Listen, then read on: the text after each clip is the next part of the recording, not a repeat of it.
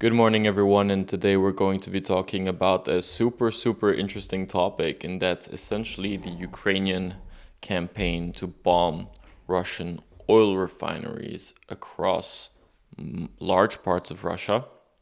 We're going to be looking at the geographic component, which oil refineries have been bombed. We're going to be looking at what their production capacity was.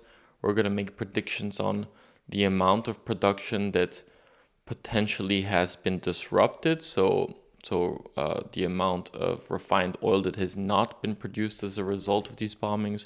We're going to be mapping out the amount of times each of these oil refineries has been bombed. And we're going to represent that graphically, as well as with tables and as well as on maps. And in the end, we're going to be making some predictions. And so this took a lot of work to get all of this information. I'm not an expert in oil refineries or oil production, but it took a lot of research to gather all of this data, to get all the data on all of the bombings since 2022 all the way until today.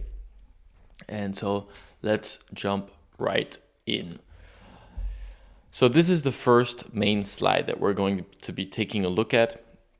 And it's essentially a mapping of all of the Russian oil refineries across the country. And there's 26 oil refineries, but not every oil refinery is equal. And I found that there's 3 mega oil refineries. Those are the red ones, number 1, number 2, and number 26. So these 3 together are already accounting for 36 of total refined oil production. So, and they all 3 produce more than 20 million tons per annum. And then in the orange color, we have what I named as the mid-sized oil refineries. These account for 51%. There's 14 of them, and they produce between 4 to 10 million tons of refined oil. So my categorization, this is not an international standard, right? Just my categorization based on my Excel. And then finally, we have the small category. There's 9 smalls, which account for 13% of oil production, so not that much. 0 to 4 million tons. There's more small ones. There might be some that I've missed, but there's some small ones that are almost somewhat inconsequential that I didn't really take a look at. But these are the ones that I found based on my research. And there may be some that are missing or some that are just simply too small to include within this analysis. So here, on a first glance, my impression when I look at this map is, wow, everything is in the west, right? All of those numbers, all of those oil refineries are in the west. And then we have a sprinkling of oil refineries in the center past the Urals. Omsk is the biggest one there, the number 1. That one is the very serious oil refinery beyond the Ural Mountains, so beyond Europe, let's say, the continent. And then in the Far East, there's just 2 oil refineries, and then there's 2 other oil refineries near Lake Baikal, right? So very concentrated oil refinery production. And also I've noticed they're often clustered really close to each other. So you see some of these numbers are like on top of each other. Yeah, that's something that surprised me. They like to build them along big rivers like the Volga, so that I guess you can transport the oil easily. And they oftentimes build them in clusters. So I think in Samara, in Saratov, I think there's quite a few. You see where the 5, the 6, the 19 are. That's a big cluster.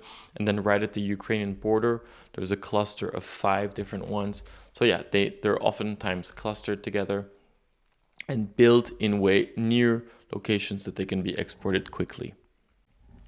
And then just a little bit of context, right, in this next slide. Why are we looking at this? Well, the vast majority of Russian exports are oils. Oil is oil or energy products, but mostly oil at 64%. This is from a video that I published approximately a week ago where I compared the USSR economy with the Russia of today's economy. And we see that in comparison, Oil products were approximately 33% of the USSR's exports, and Russia's exports today of oil and gas are at 64%. So a very significant increase of 50 to 100%. And so Russia is essentially very dependent on this product, and so in that sense, it is a source of revenues, which it then uses to reinvest into the military and into its war. And from that perspective, the Ukrainian campaign on the oil refineries definitely makes sense, because it's a high value product. It's already refined. It's not just crude oil, right? So it would be sold at a higher price than crude oil. And so in this way, they can reduce those Russian oil revenues. But so what is the impact of the Ukrainian oil refinery bombing campaign? And that's something we see in this next slide. So here I've marked each of the oil refineries with an explosion which has been bombed at least once since 2022, right? And so on a first view, we see that every single oil refinery in the West has been bombed at least once. So 18 of the 26 oil refineries have been hit at least once since 2022 in 55 bombing incidents that I could identify. It may be more, it may be less, but these are incidents. I didn't do a qualitative analysis whether one incident was a huge bombing, which really damaged a lot of stuff, and maybe one hit something which was easily replaced. I did not do that. I simply counted any bombing of any oil refinery is part of this list, right? And so, yeah, every refinery west of the Urals has been hit, so they're well within range. And the ones that were bombed so far represent 82% of oil refining capacity, right? So that's very interesting. The vast majority of oil refining capacity is well within Ukrainian striking distance already. And so that's something very scary if you think about it from a Russian perspective, that your major export product or one of your major export products is so vulnerable to your enemy striking it over and over again. And speaking of over and over again, let's take a look at exactly how many times each of these oil refineries has been struck, more specifically within 2025. Because based on my research, I found that the vast majority of the bombing campaign has been conducted in 2025. So let's map that out. And the difference with the last slide is simply that I only looked at 2025 bombings, and what I did was I added an explosion for every single incident of bombing of that specific oil refinery. So if we look at the one in St. Petersburg, the big one in St. Petersburg, we see that it's been bombed twice because there's 2 explosions there. And so let's look at the data.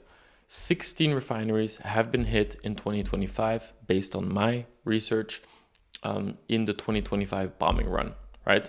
So almost the same number as they've hit in general. This has occurred in 38 incidents, right? And I believe in the last slide I said there were 55 incidents in total. So that's 70% of the incidents of oil refinery bombings since 2022. So the vast majority of all oil refinery bombings have occurred in 2025. And we're counting 2022, 23, and 24. No, 25 is where 70% of all the bombings have occurred. And then if we quantify the number of taps, so sequential hits on the same refinery in 2025, we see that there's 5 taps, so oil refineries that have been hit 5 times this year. You can see that those are both clustered in the same area near Saratov and Samara. We have 1 4 tap. The 4 tap is all the way west near the Black Sea. I'm actually going to pull up pull up my data here to be able to tell you which one that is. That's the Tuapse oil refinery in Krasnodar Krai. And the 2.5 taps are the Saratov refinery, which is a Gazprom refinery, and the Lukoil Nizhnelvolsky refinery in Volgograd, right, which used to be called Stalingrad. Then, when we look at the 3 taps, there are 4 triple taps. Here we're talking about the Bashneft in Bashkortostan, which is actually a collection of 3 different sites. That's the really big one that I've marked in the center. So I've clustered it together. Yes, it's 3 different sites, but together they have an oil production of 23 million tons a year. And out of simplicity's sake, I clustered them together. But it is a huge site. It was one of the major oil refinery production sites in Russia. And so that one has been triple tapped, right? And is one of the furthest ones in the pre-Ural area. We have the Kirishi refinery in the Leningrad Oblast, which was triple tapped. The Novokoybuzhizhkevsk refinery in Samara. The Afipsky oil refinery in Krasnodar Krai, and the Ryazan refinery in Ryazan. All triple tapped. No, Ryazan was double tapped. Then we have 3 double taps. And then we have 6 single taps, right? And so some of these have been getting an absolute beating. I mean, the one in Saratov, in Volgograd, and in Krasnodar Krai, I mean, they keep getting hit over and over and over again.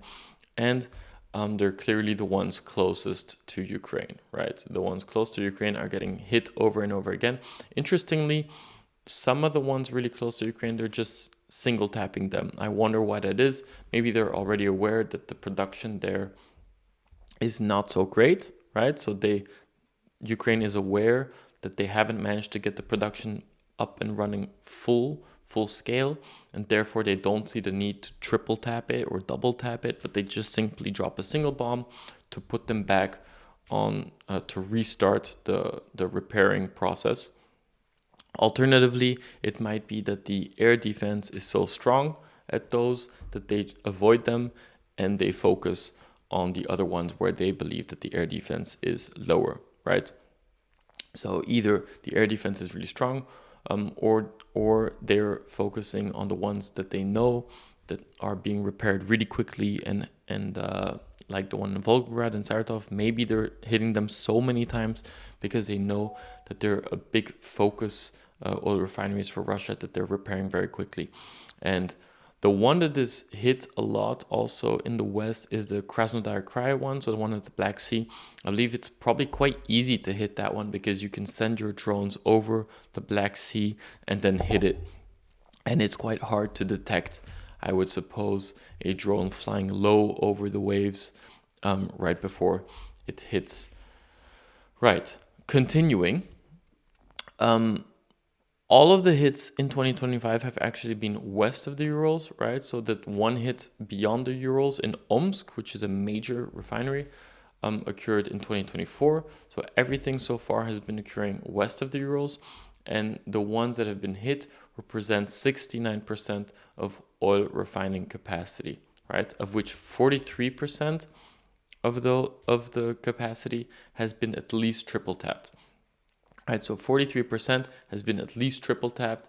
Bear that in mind if you would assume that one tap takes out a certain percentage of production for 2, 3, or 4 weeks, right? If you triple tap it, that really increases the number of weeks that a certain oil refinery is not refining any oil, right? So overall, we can say that this 2025 oil refinery campaign is very active, very successful, and very scary, right? Because the year is not even over.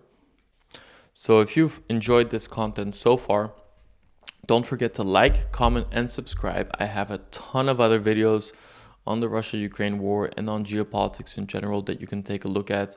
Lots of graphs, lots of content, lots of data analysis. And so please do subscribe and leave a comment and a like. And if you also want to further support me, then you can also buy this book, because I've published a book on Amazon, AI Revolution. So since my channel is not monetized, I would appreciate some support there.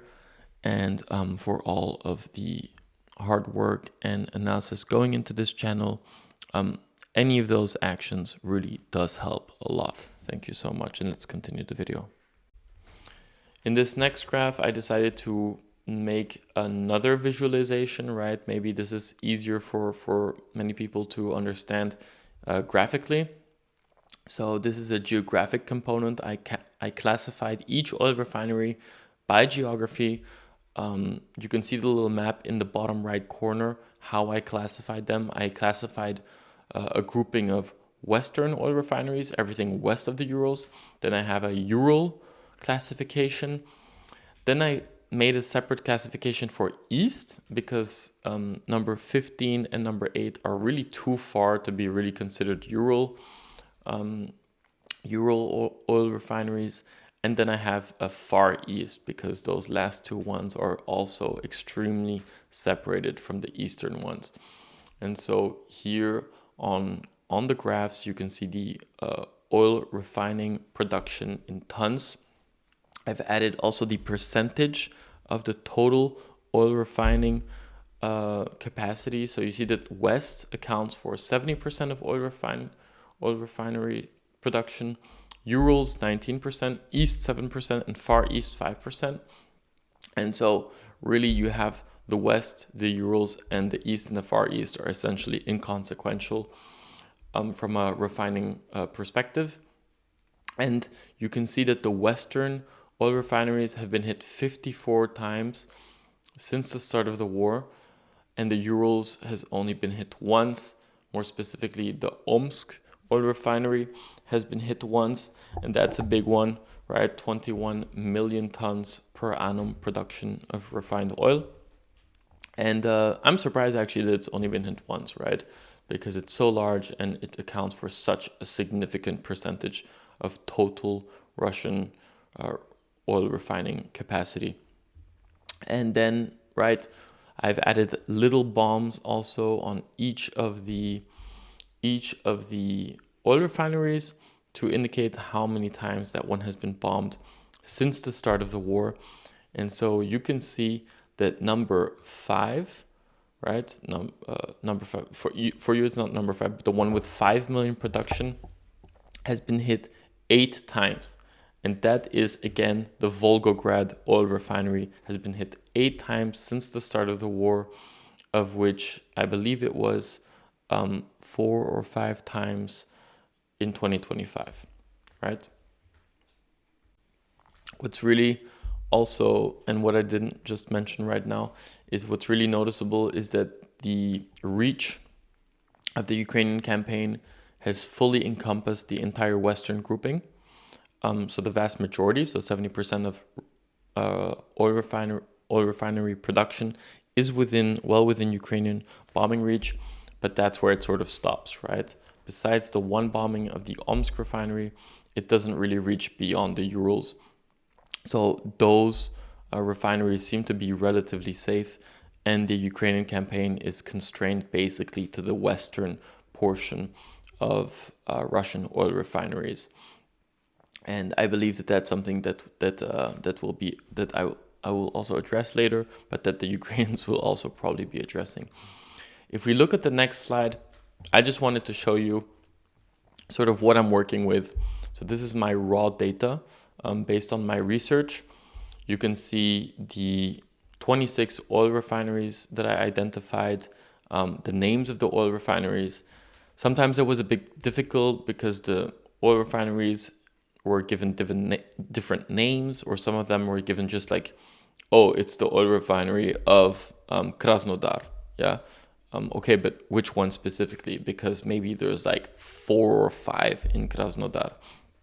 And so I had to really try to identify and connect each incident with the specific oil refinery.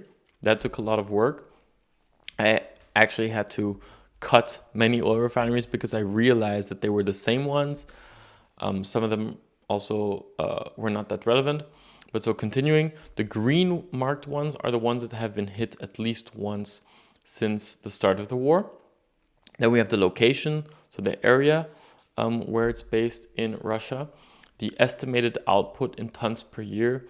What surprised me there is really that we have these 3 mega oil refineries, and then we have basically none within the 10 million range and all the other ones, right? So we have many large ones, but none of them compete with the megas. That's why I classified it in large megas, mids, and then the smaller ones, everything below 4 million. And then we have the number of hits, the amount of hits every time, the dates on which that refinery was hit, and then more specifically, the hits in 2025, right? Because that's something I wanted to look at.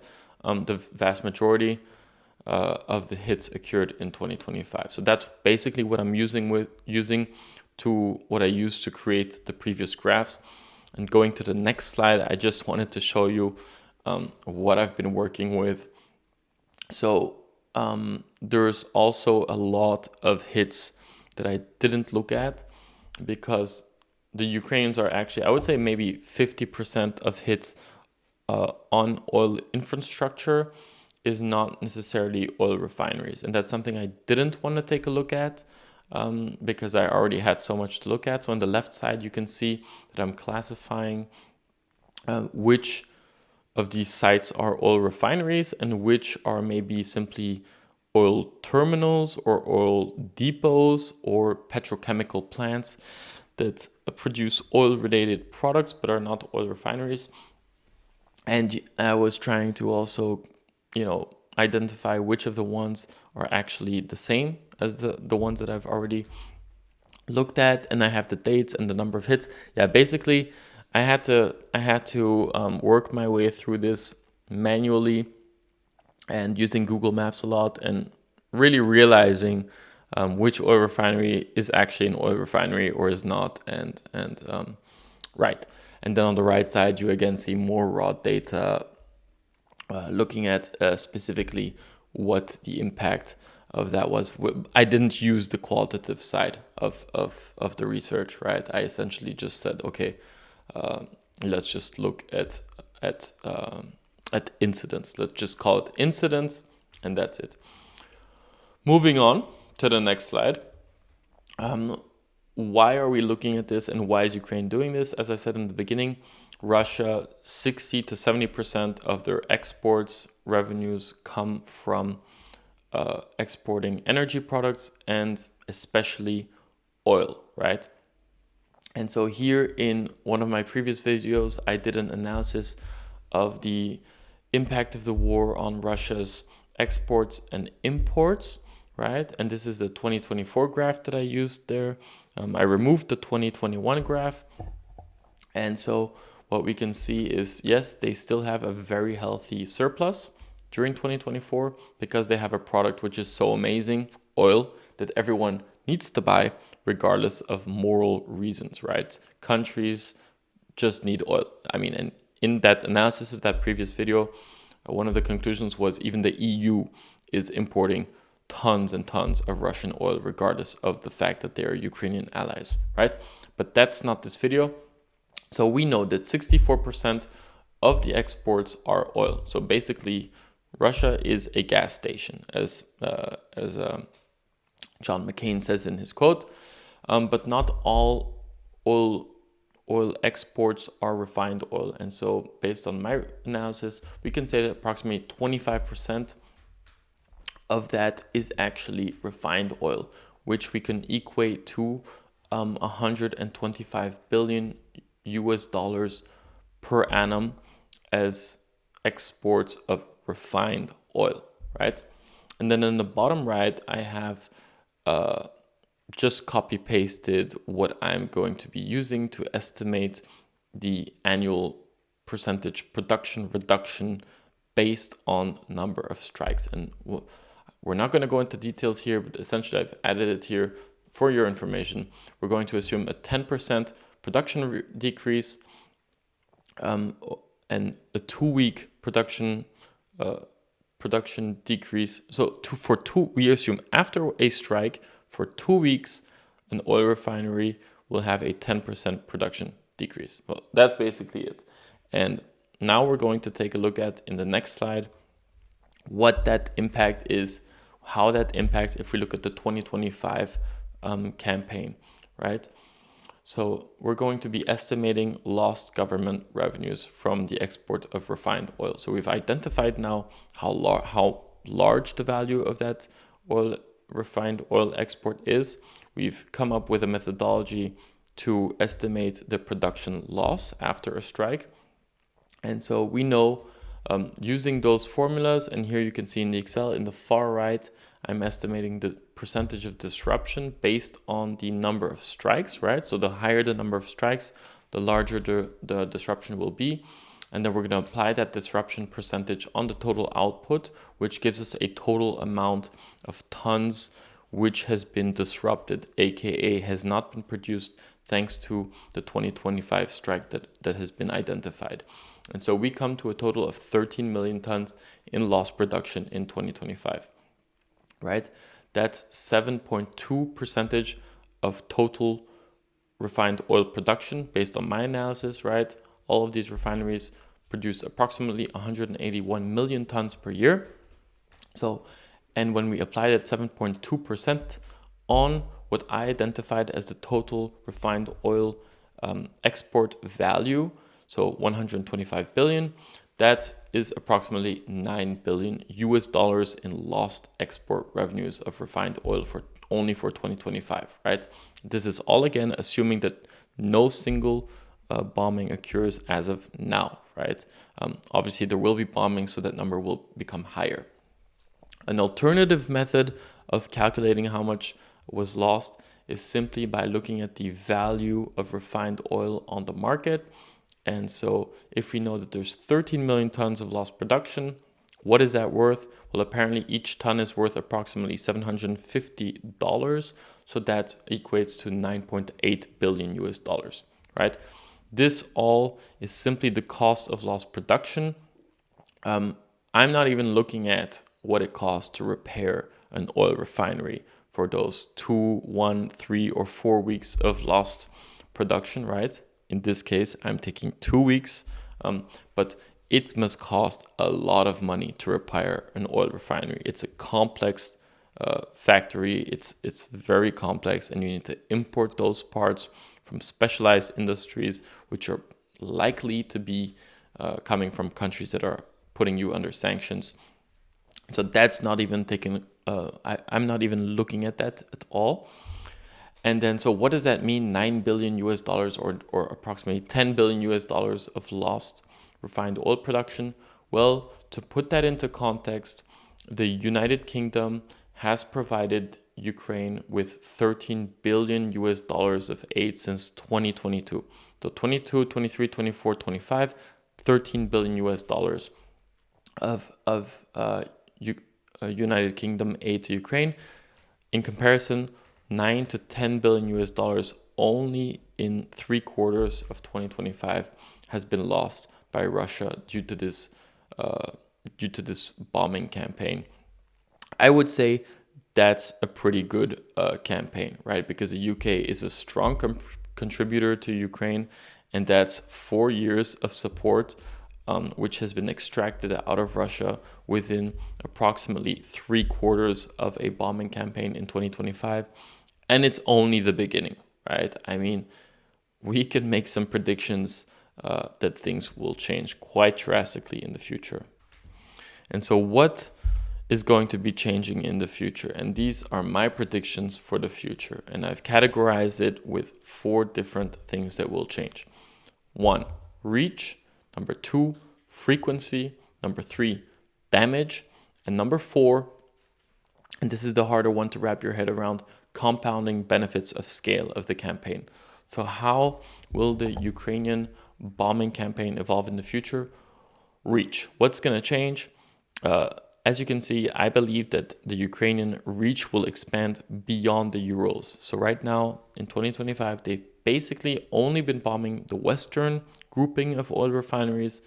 Well, As technology is changing, as their reach is expanding, I believe that they will be starting to be able to consistently strike on the Ural grouping of oil refineries. And if you can strike those two groupings, you basically strike everything, because only 12% of production capacity is in the eastern and in the far eastern groupings. So those are inconsequential, right?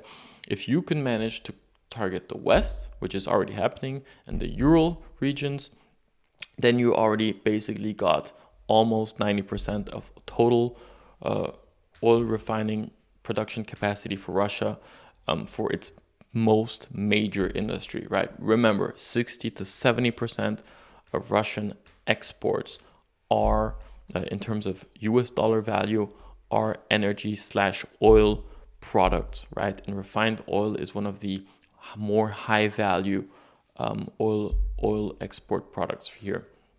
So that's going to change, and we're already seeing it. The Ukrainians are developing or presenting drones and missiles that have a further and further reach. So they're going to be targeting that 19% soon, I would imagine.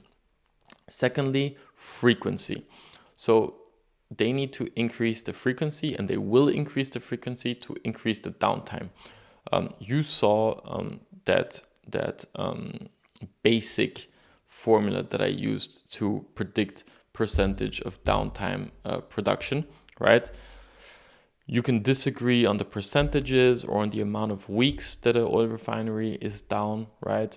We can play around with those variables, but what is a truth is that if you're able to bomb an oil refinery again and again and again and again, that oil refinery is never going to be operating at full capacity, as it's going to be focused on rebuilding, repairing, and so it's not going to be producing one at 100%, right? And so consistency here is key to not allow an oil refinery to come online with full production capacity. And this is already something that we're seeing in 2025. 70% of all bombings occurred in 2025. We're not even at full year. We're seeing that some of these oil refineries are already being tapped 5 times in a row, 4 times in a row, 3 times in a row, many times in a row. Already this frequency aspect is happening. Yeah, so it's happening. And I imagine that it will just get even more frequent, right? So probably the numbers that we're looking at right now, pretty soon in the future, we're going to be looking at them like they're rookie numbers, right? And in 2026, maybe 2026, we'll be saying 70% of oil refinery bombings occurred in 2026, and 2025 was just rookie numbers. And then the third aspect is damage, right?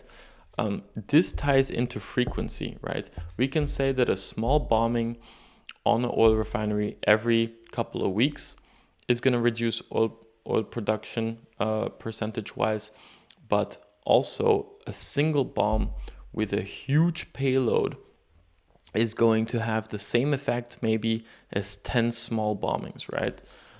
So here we see that Ukraine is developing the Flamingo missile. I've added a picture of it here. That one has 30 times more boom than the Geran 2 Russian drone. And so imagine one of those massive missiles hitting, and that hasn't happened yet, one of those massive drones hitting those megas, right? We have 3 mega oil refineries. If these flamingos start hitting the megas account for, if I'm not mistaken, 36% of total Russian oil refining capacity. You just need to hit it once, maybe every month or every 2 months then, because that will have such a huge impact. And then what do I mean by number 4, the compounding benefits of scale, right? All of those factors together have a compounding benefits of scale, because you have to be able to repair those oil refineries. And the repairing of the oil refineries, you need to buy those products, right? And you can only focus on repairing it's much easier, let's say, to repair a single oil refinery than to repair 5 oil refineries at the same time. You have lacking expertise, you may be lacking the spare parts.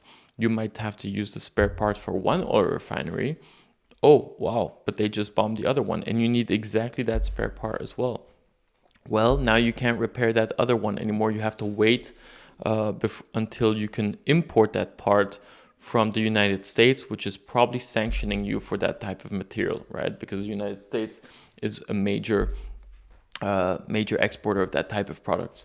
And so all of this together, this consistent bombing campaign, the need to repair it, the expertise required, which might be lacking in order to repair it properly, all of that together will result in a compounding, a detrimental result on the refined oil production capacity. And so we might see a point, because we could see that there was the 2024 oil refinery bombing campaign.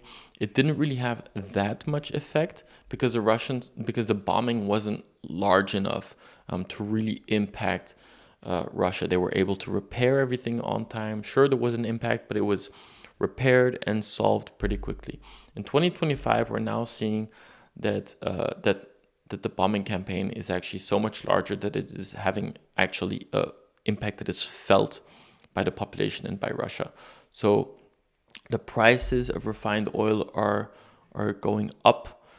There's a lack of refined oil. The Russian state is even banning exports of certain refined products in order to make sure that they have enough inside the country or inside certain regions. Certain regions have run out entirely of certain petroleum products.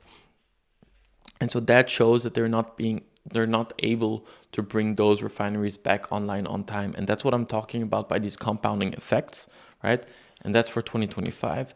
And so with these three predictions of what will change: reach, frequency, and damage, all of these three will increase, right? And that means that is not good news for the Russian oil refining industry, because there's essentially a full guarantee that those three will go up, right? There's absolutely no guarantee that Russia will be able to suddenly have much better air defense. And so those compounding effects will become worse and worse and worse. And so going into the end of 2025 and going into 2026, it'll be very interesting to see when certain new Ukrainian technologies are actually being implemented onto the Russian oil refinery market, what impact that will be, and the impact on the Russian war chest and therefore on the Russian war effort, right? All of this is in order to impact the Russian war effort, right? And by impacting its income stream, its major income stream, 64% comes from oil products or energy products. By impacting that and reducing that, you can have an impact on the Russian war effort. And so that will be very interesting to look at in the next months and potentially years.